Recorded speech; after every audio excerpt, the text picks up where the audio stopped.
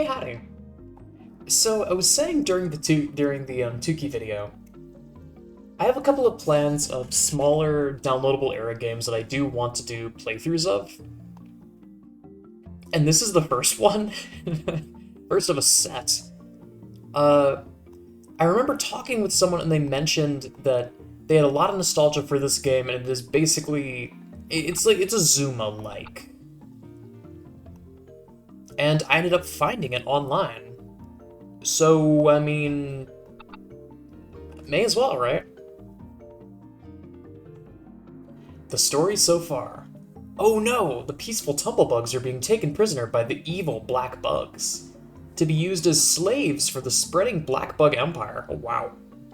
Many of the colorful bugs are already trapped deep underground, but there's still hope. Out of the sky zooms the hero Tumble, set to save her beetle buddies. This is the most boilerplate lore I've seen. Left click, yeah, right click to rotate. There are power-ups. Yeah, I think I'll go up to level 6 today, and then I'll go up to all the way up to level 12 in the next session. But this is Zuma, but marginally better, but also marginally worse. It's weird to explain. It definitely feels different, but I mean, it has a few creature comforts. The people who made this have definitely played Zuma before, but at the same time, it's hard to beat PopCap when it comes to game feel. No one is as good as PopCap.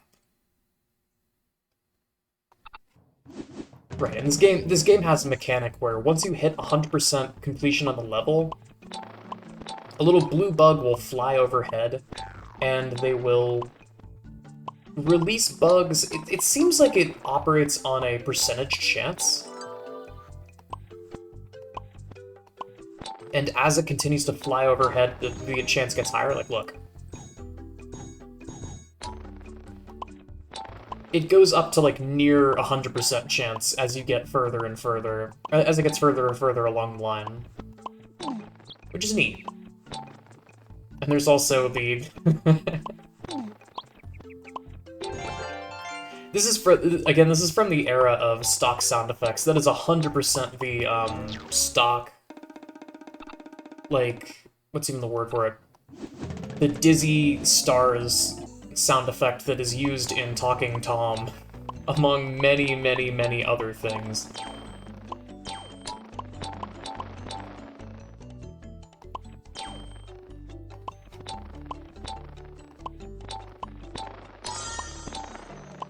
That sound effect is also super common in this era of games.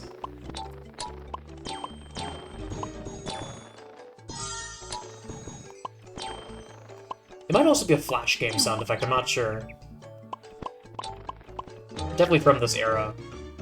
I've said it before, I do sorely miss this era of games. I understand why it probably can't happen again, and that Steam is... In basically every regard, Steam is a better system than stuff like Wild Tangent. But I still miss it, man. There was a certain nostalgia, and there still is a certain nostalgia to this era of game.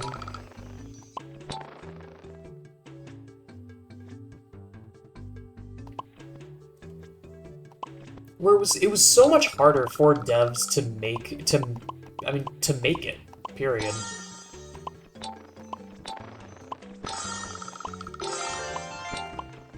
I mean, you end up with a lot of situations of devs getting taken advantage of, which is unfortunate, but also a lot of situations of devs doing crazy stuff to try and make a name for themselves.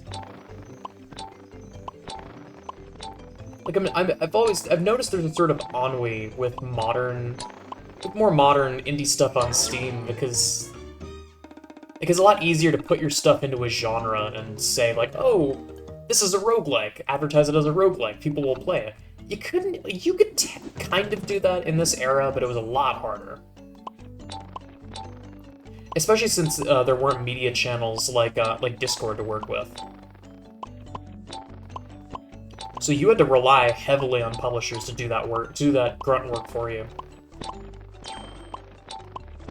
And then, you know, hope to God that they are actually a fair publisher and won't just steal the rights from me when the time comes. Many such cases, unfortunately. Like I said, there are reasons why this era of games on the internet probably should not happen again.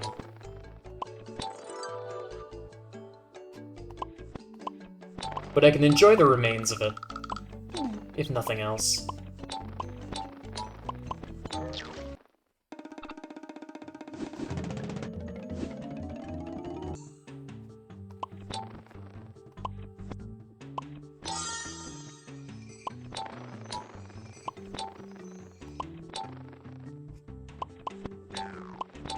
I still don't fully get the story in this one, and how the story is supposed to, like, link up with the gameplay. Like, I understand that I'm freeing bugs from slavery, but why do they have to go along this set path? Like, what's stopping them from just... Why are all of the bugs in this universe perfectly spherical, except for me? What a horrible existence this is for these poor little bugs, even if they weren't being...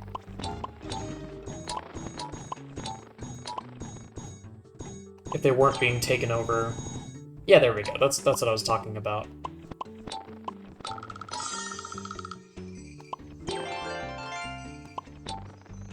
I do like the blossom. That's a neat effect.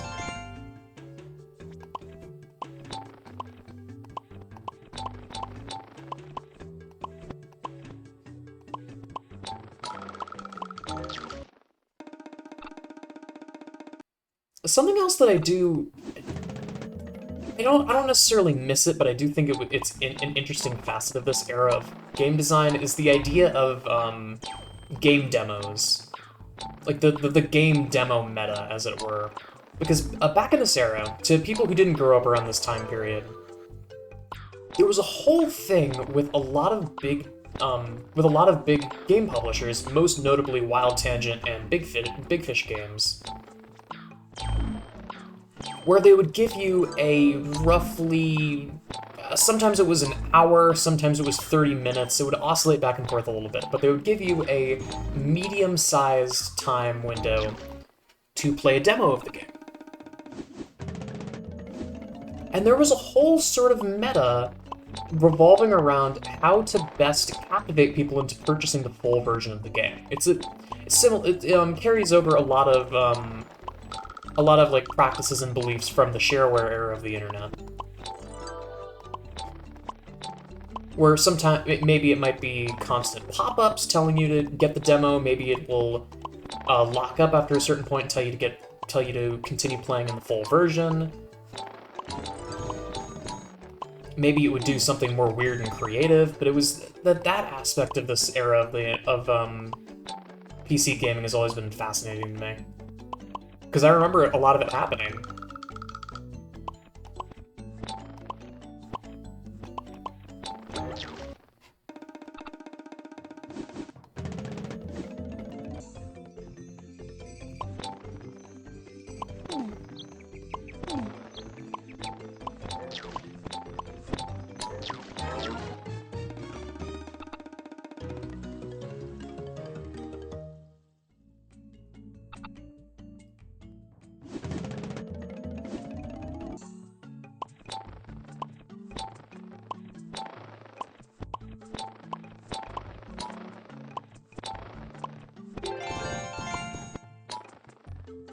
I wonder if I should start doing streams again, now that I have this set up.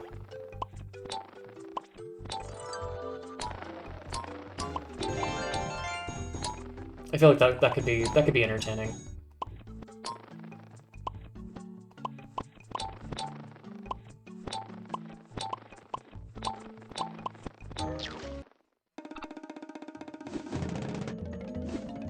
And I mean, hell, I might be able to just power through this entire game today. I might not only do half of it. Because I've got a lot of games that I do want to play. And if I can knock this out in one session, that means the next session could potentially be Tumblebugs 2. Not Tumblebugs, excuse me, Tumblebugs 2.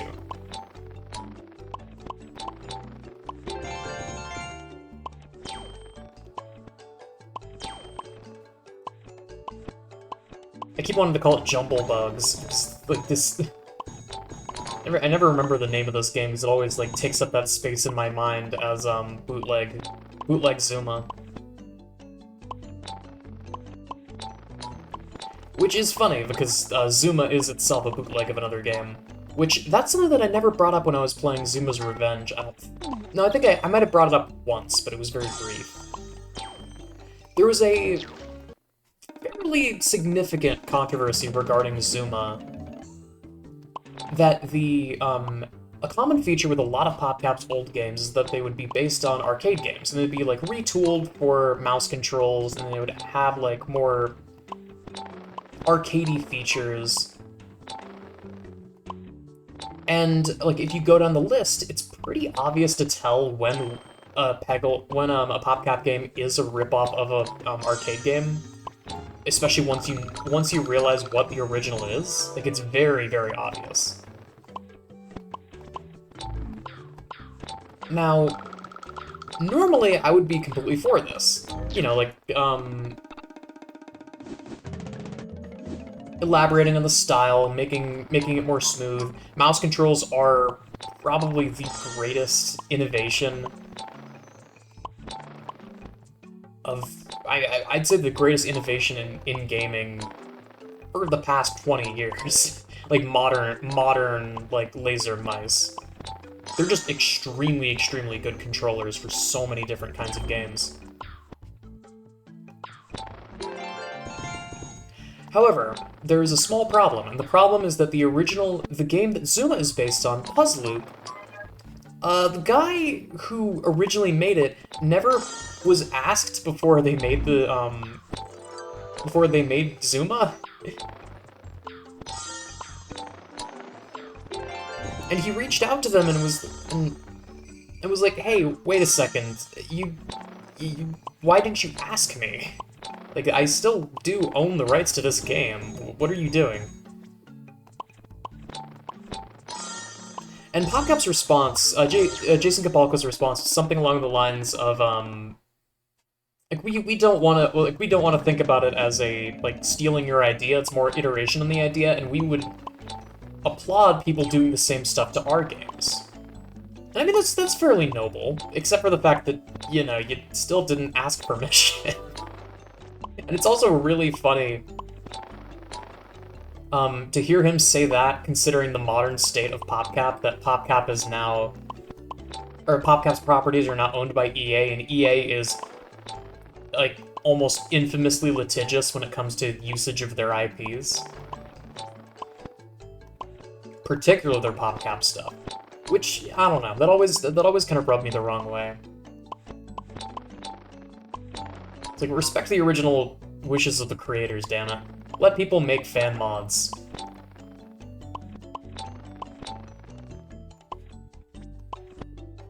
Especially if you're selling games on Steam. Like, come on. Let people go crazy with it. There's some very, very talented people on the internet. And you could work with them to make, like, an official mod. Like, you could do something like, Powerfall, like the Slay the Spire mod that is just almost a full conversion mod. Like, there's so much to that mod. And sometimes that backfires, but most of the time, the community is pretty trustworthy when it comes to that kind of stuff, because you can't always just pull the plug and stop the operation, and everyone involved is usually aware of that fact. Like, you as the publisher still hold all of the power and can shut down the project if needed. But there's an unspoken agreement between the parties that both sides will, like, respect it. Will respect the agreement.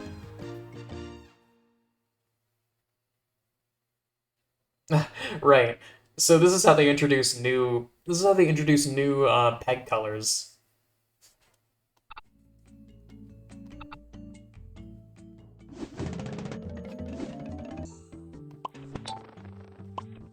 And I mean, I feel like that's another thing that is such a layout. It's a it's a layover from older beliefs about video games, is that concept of, like, being extremely, extremely strict about copyright and about, making modifications to your game. And, you know, like, I could bring up Nintendo, I could bring up the big bully in the room, but other people have said it in greater detail and greater accuracy than what I would be willing to say. Like, there's a million essays online about how Nintendo is literally the devil. And some of it is exaggeration, and some of it is accurate, and, you know, the onus is on the reader for some reason to figure it all out instead of the person who's writing the video essay. I have a complicated relationship with video essays, but...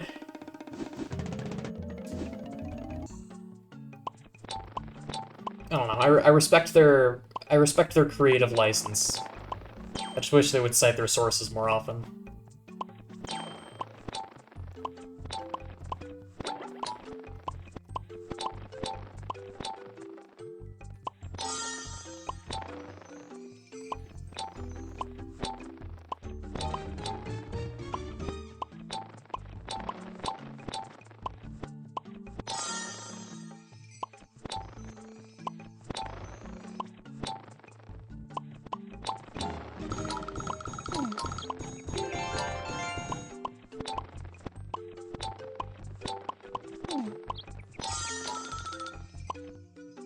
That sound effect is, oh god, that, like, ding-a-ling-a-ling. That is used in, I think it's used in Heads Up, if I remember correctly. It's used in the mobile app Heads Up.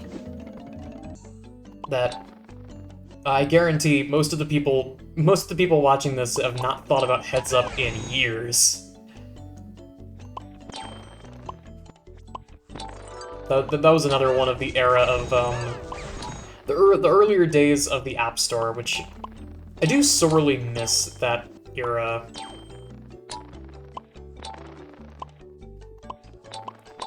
And I wish I wish Apple did a better job of archiving their older apps. I know that's part of their business model, is to be intentionally obtuse with that kind of stuff and encourage people to buy new models, but especially with the apps, it's like, the apps are just gone forever unless you take a stand as a company to fix that. Because, good luck finding those files online and also finding the means to run them. I have a method that I'm going to try to run old iOS apps, but it is not perfect.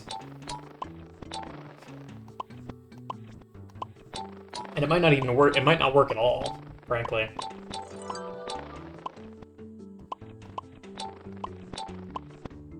I still have that, I have an iPod Touch, it's like an iPod Touch 2 or something like that. I have a very old model of iPod Touch sitting on my desk that I am eventually going to use, one of these days.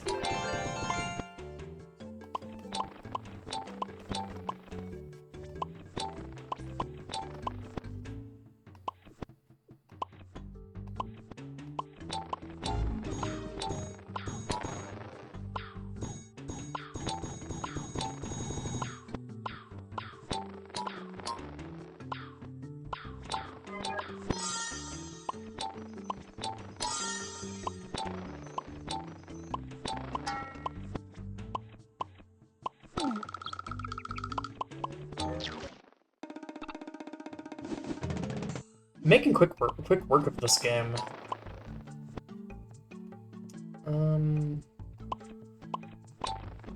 Nah.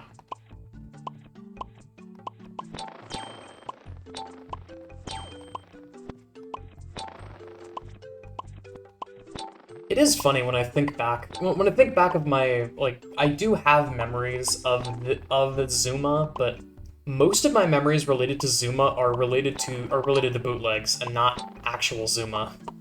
I think the PopCap game that I have the most, like, fond childhood memories of might be Venice.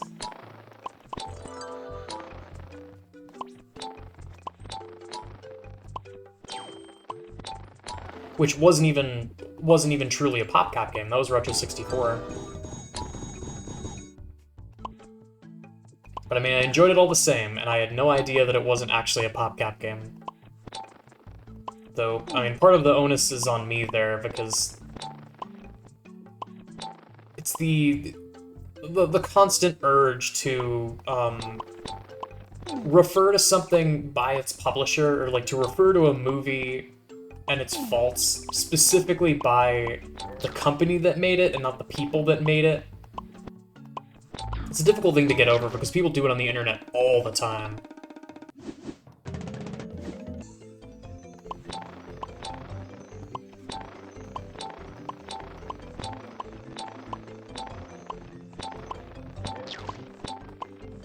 Oh, okay.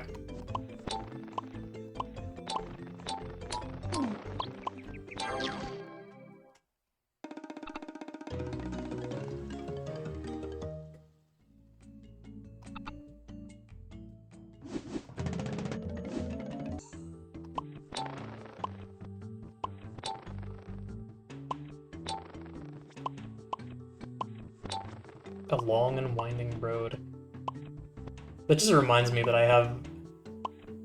I've always wanted to do, like, musical mashups a la Lemon Demon. I have some ideas that I've been kicking around that I've never really followed up on. Maybe one day. They will probably end up here on the channel if I do end up doing it. Also, that bubbling sound effect, I'm almost positive that is in at least a SpongeBob SquarePants game. It might be... It's either Atlantis SquarePantis or it's, Truth or Square, and I don't remember which.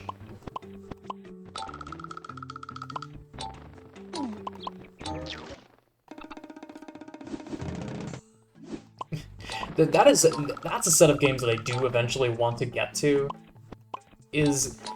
There's an entire coven of SpongeBob DS games. Everyone always talks about the GBA games of Revenge of the Flying Dutchman and SpongeBob Super Sponge. There's an entire pocket of bad THQ SpongeBob licensed games when the show was doing gangbusters. I mean, it still is doing gangbusters, what am I saying, but especially back then. Kids would buy literally anything that had SpongeBob's yellow face on it. So, THQ rolled with it, and they made a ton of money in the process. But I mean, you want to talk about a company that can't really exist nowadays. THQ is kind of the pinnacle of that.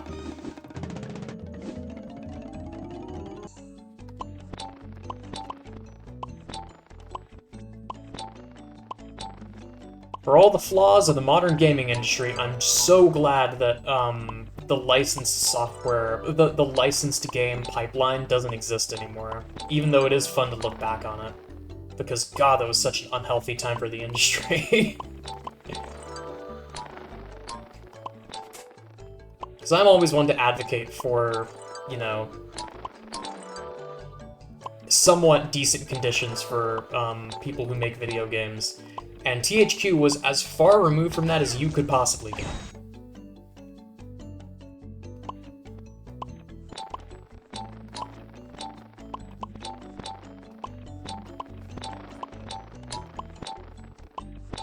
It was just like 8 months in the sweatshop making crap licensed games, not because they wanted to make crap, but because they had so little time.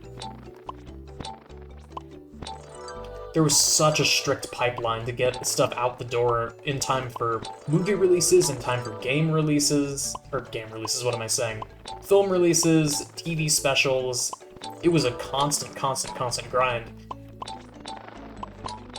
And your reward was eventually you got to make your own projects. You got to be a project manager, and you could hope that you don't treat your employees as horrible as you just got treated in order to get to that point.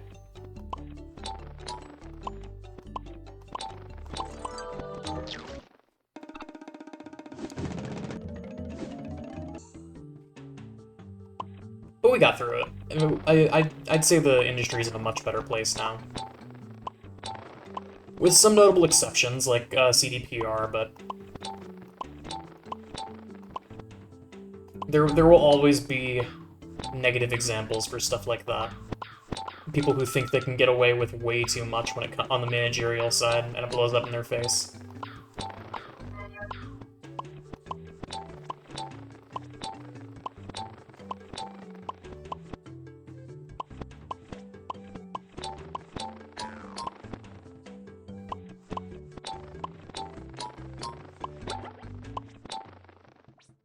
But what I was saying before about Zuma clones, there was one in particular I remember,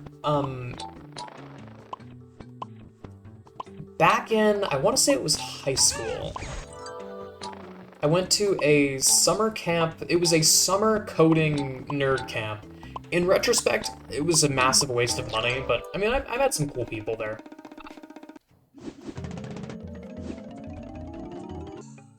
But one of the main things that I remember had nothing to do with the courses that they taught, because they had little like courses of how to like code in Python, how to make games in GameMaker. It's part of the reason why I got interested in game development in the first place. Was I started like tooling away at it, and I went, this is actually really fun.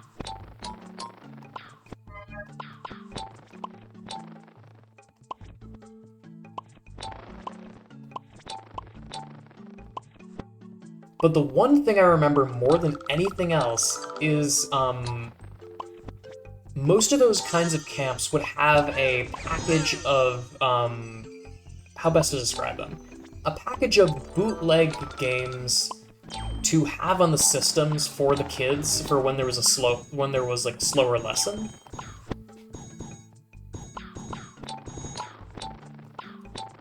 And it was never real games. Like, it was always bootleg stuff, and it was deeply amusing whenever I would see one of them. Like, God, what comes to mind? Inkaball was a common one. Because Inkaball was bootleg Zuma. There was Inkaball, there was Tux, Super Tux? Super Tux, that was the name of it. Which was a Linux-exclusive Mario-esque platformer, if I understand correctly. I never got the full story on what Tux Quest actually was. But I remember playing it, and I remember it being very amusing and really bad. I might hunt that one down, too.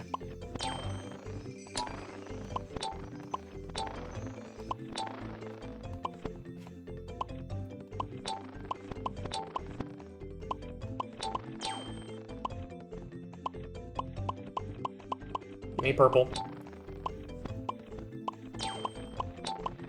There we go. First level that was actually kind of sketchy. Tip, if you lend someone $20 and never see that person again, it was probably worth it. What?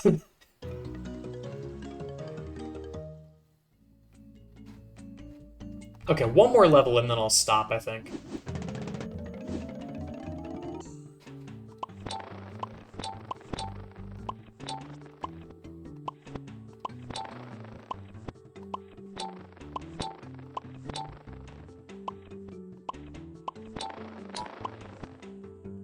But there's something so compelling about this era of games, and like the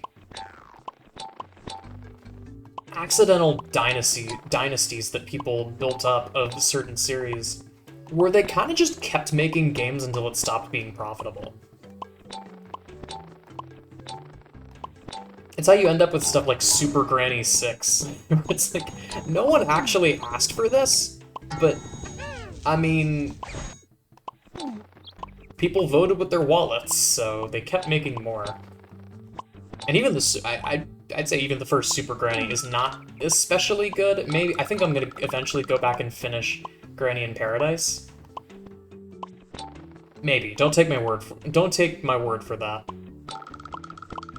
Granny in Paradise is not a particularly good game. I was only really playing it for the nostalgia factor, but maybe I'll go back and finish it.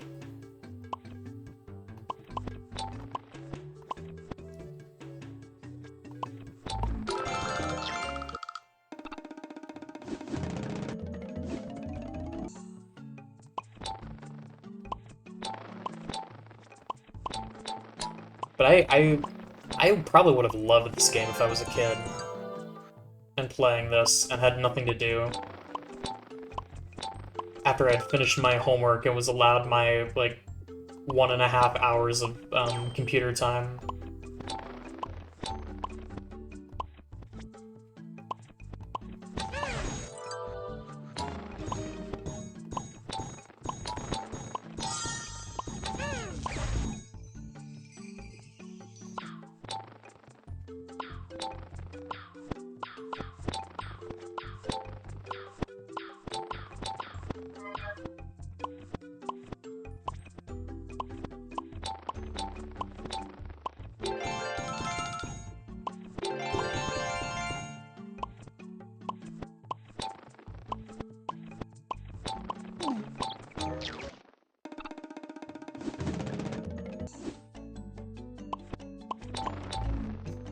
I do very much appreciate the community that I'm sort of building up here. I appreciate y'all. Because my fear was that I would build a community of people that were way too focused on one game, and then I would stop playing that game and I would break their hearts.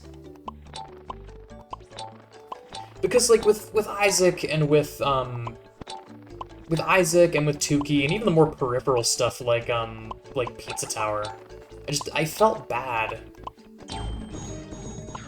Because I never really promised, like, with smaller stuff, I never really promised that I would play too much of it, and that was very intentional. Because I don't want to let people down.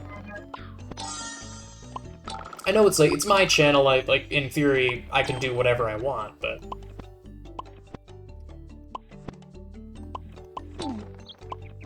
I'm not sick of the stuff I'm doing, so I may as well keep doing it.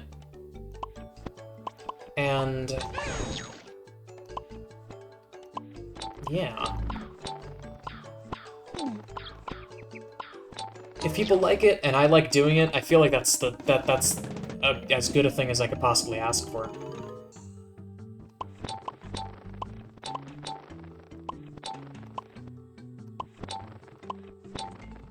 Ooh.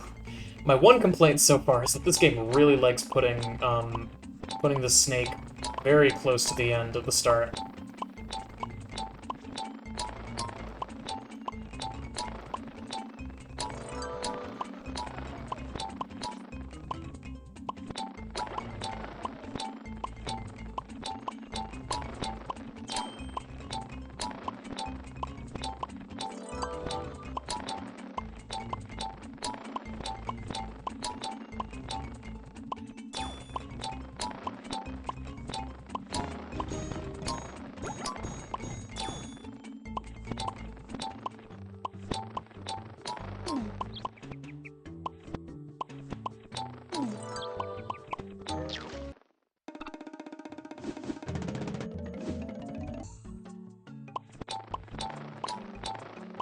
Oh, I love those low poly pumpkin models are adorable. What is the point of that? Why is there a power up that makes the snake go forward a little bit? It's interesting. I'm sure there's a reason, because surely this isn't like Arkanoid, where there's some power-ups that are just objectively bad and designed to screw with you, because it would be the only thing in the game like that. So surely there's a reason why Fast Forward is here.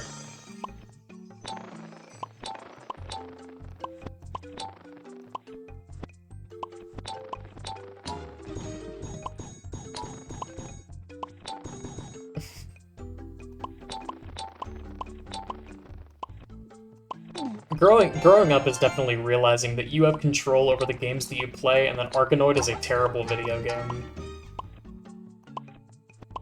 Like, you don't have to revere the classics just because they're classics. You are free to say that Arkanoid is just a bad video game. I've never seen a game actually do that concept and have it not be horribly tedious.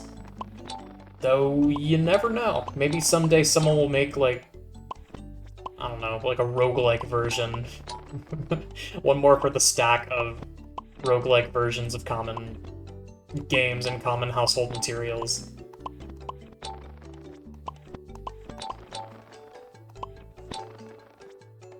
Because the closest thing I can think of is Anton Ball. Which, I mean, the only reason why I know about Anton Ball is because of Anton Blast. Oops.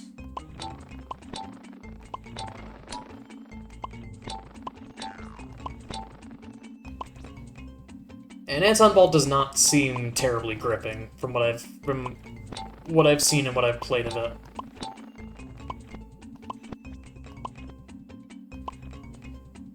Which is unfortunate because the art style and general vibe of the game is really nice.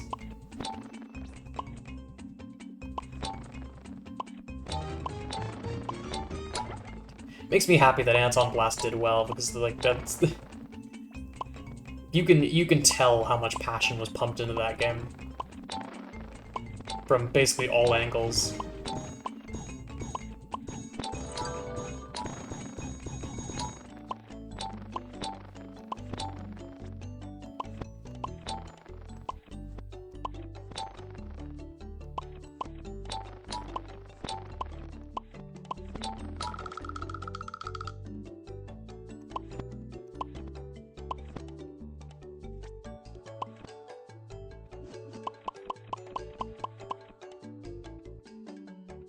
Almost there.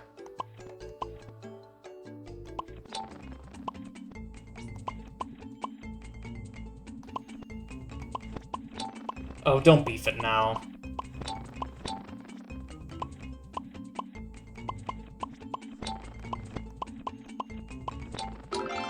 There we go. It was scary for a second.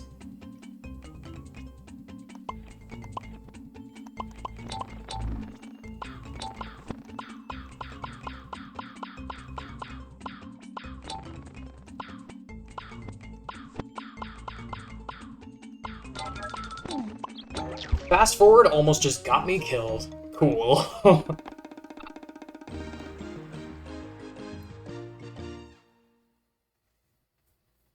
Oh, neat. Okay, so this adds in orange, and then I assume after orange it would add white?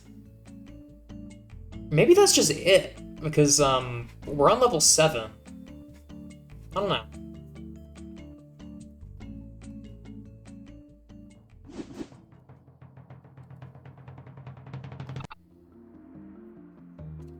Alright, I think I'm gonna stop here, and I'll do the second half. I'll do the second half tomorrow or later.